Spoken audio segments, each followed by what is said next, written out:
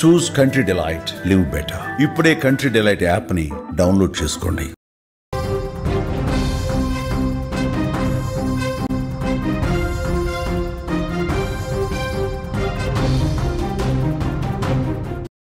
Breaking news చూస్తున్నాం. Teacher కి విద్యార్థుల తల్లిదండ్రులు దేహశుద్ధి చేశారు.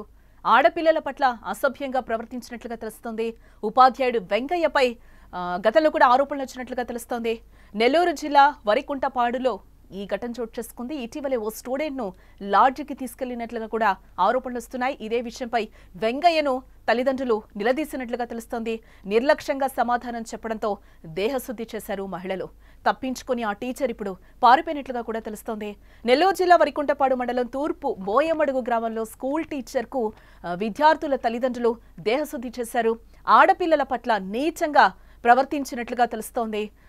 ఇటీవలే ఓ విద్యార్థిని లాడ్జికి తీసుకెళ్లినట్లుగా కూడా టీచర్ వెంకయ్యపై ఆరోపణలు వచ్చాయి. అయితే విషయం తెలుసుకున్న తల్లిదండ్రులతో పాటు గ్రామస్తులు పాఠశాల వద్దకు చేరుకోవడం జరిగింది.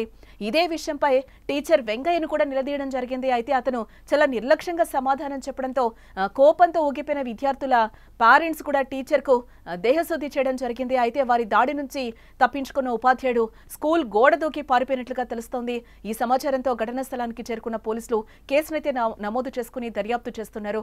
ఇక ఇదే అంశానికి సంబంధించి అక్కడున్న కొంతమంది మహిళలు మాట్లాడే ప్రయత్నం చేశారు. వారు ఏం మాట్లాడుతున్నారు ఒకసారి వినే ప్రయత్నం చేద్దాం.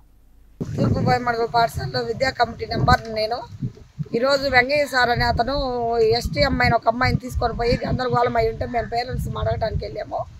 వెళ్తే మీ పాపం దేశపాలేదు సంతోషించండి అని మా మేము కలబడి మమ్మల్ని ఇనప రాడ్లు తీసుకొని పొడవబోయేసరికి గ్రామస్తులందరూ గలబా చేశారు. అతను పరారయ్యాడు. ఎస్, అక్కడ విద్యా కమిటీ మెంబర్ అని కూడా ఆమె చెప్తున్నారు. మేము ఆయన్ని క్వశ్చన్ చేసినప్పుడు కూడా ఇంకా మీ పిల్లల్ని తీసుకుపోలేదు, సంతోషించండి అని కూడా ఆయన ఒక దరిద్రమైన ఆన్సర్ ఇచ్చినట్లుగా కూడా ఆవిడ చెప్తున్న పరిస్థితి అయితే కనిపిస్తుంది. గతంలో కూడా ఈ వెంకయ్యపై చాలా కేసులు ఉన్నట్లుగా కూడా తెలుస్తుంది.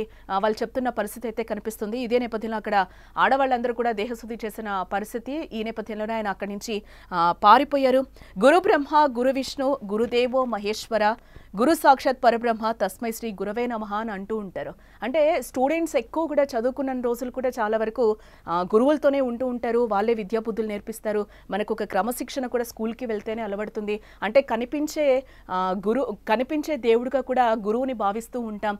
ఈరోజు ఆ గురువులే ఈరోజు చాలా దరిద్రమైన కార్యక్రమాలు చేసి కార్యకలాపాలకు కూడా పాల్పడుతున్న సిచ్యువేషన్స్ కనిపిస్తున్నాయి. విద్యా బుద్ధులు నేర్పించాల్సిన టీచర్స్ అందరూ కూడా ఈరోజు చాలా దరిద్రమైన పద్ధతులు నేర్పిస్తున్న పరిస్థితి కనిపిస్తుంది. టీచర్లే ఒక రకంగా క్రూరంగా బిహేవ్ చేస్తున్న పరిస్థితి అయితే కనిపిస్తుంది. ఈ మధ్య కాలంలో బ్యాడ్ టచ్ ఏది గుడ్ టచ్ ఏది అనేది కూడా స్కూల్స్ లో నేర్పిస్తున్న సిచ్యువేషన్ కు వచ్చిన నేపథ్యంలో టీచర్స్ ఈ విధంగా చేస్తే వీటికి ఎండ్ ఎక్కడ పడుతుంది? దీనికి సంబంధించి కూడా మహిళా సంఘాలు కావచ్చు చాలా వరకు కూడా అవేర్నెస్ అయితే క్రియేట్ చేస్తున్న పరిస్థితులే మనకి చాలా వరకు కనిపిస్తున్నాయి.